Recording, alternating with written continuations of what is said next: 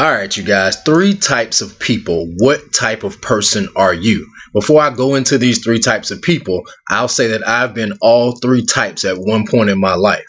So there's no shame in it per se. But anyway, the first type of person is the person that I say they're in love with the idea of change. They're in love with the idea of being better. They're in love with the idea of reaching their goals. They got vision boards. They got goal sheets. They're in love with the idea until they meet the reality of the work that it takes, or the sacrifice that goes into it, or the process that you have to go through, because they're not interested in working. They're looking for some magic secret that they can apply one time, or some sprinkle of magic dust that's going to change their life overnight. And what typically happens with this type of person is when it doesn't happen quickly for them, or it doesn't happen overnight, and they discover that there's some work to be involved, they sort of back out. This is the person that jumps from one thing to the next thing. They get involved with this business. If they don't make a substantial amount of money in 7 to 10 days, they're over in the next thing. And they're never quite ready to commit fully in order to get the real results. So this is the person I call they fall in love with the idea. The idea of a thing sounds great. Like the idea of joining the gym was great until you had to get up at 5 in the morning and actually go and work out. You weren't really interested in doing that, but the idea of it sounds great. This is the type of person that has every excuse in the world for why what you're telling them is not going to work for them. It's hard to help a person like that. Now, person number two is a person that I call out of sight, out of mind. This is a person that they really have great intentions. They really want to do better. They're even going to take a step, meaning they're going to read the self-help books. They're going to go to the seminars. They may even sign up for life coaching, but they're only going to half commit. They're not going to do it fully. Their reasons for why they're doing it are soon going to become their excuses for why they can't do it.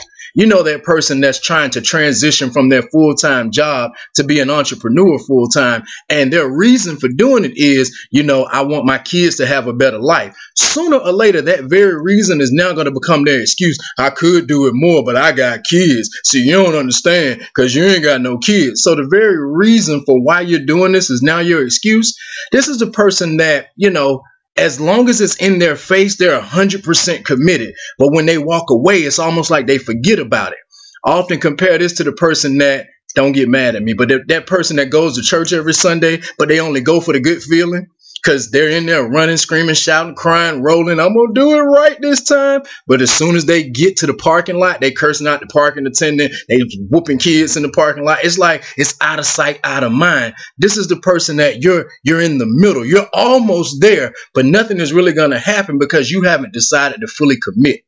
Now, person number three is just sick and tired of being sick and tired. You've half done it. You've made all the excuses and you're like, look, I'm ready to see something different.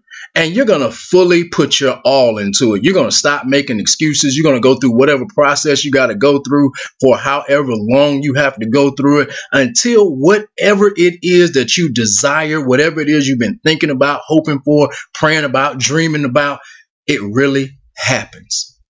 In other words, you like, I am going to find out if I can really make this happen because I'm going to do every damn thing in my power to make it happen. And I've transitioned through all of those levels until I got to the point to where I just stopped making excuses. I stopped feeling sorry for myself. I stopped saying, if I had this, I would do it. And I just figured out a way to make it work. Those are three types of people. And I think sometimes we have to come to that crossroads and figure out, what type of person am I? The beautiful thing about it is no matter what type of person you are, you're only one decision away from becoming the person you need to be to get the results you truly desire. Hey, RJ Hodges, RJHodgesSpeaks.com.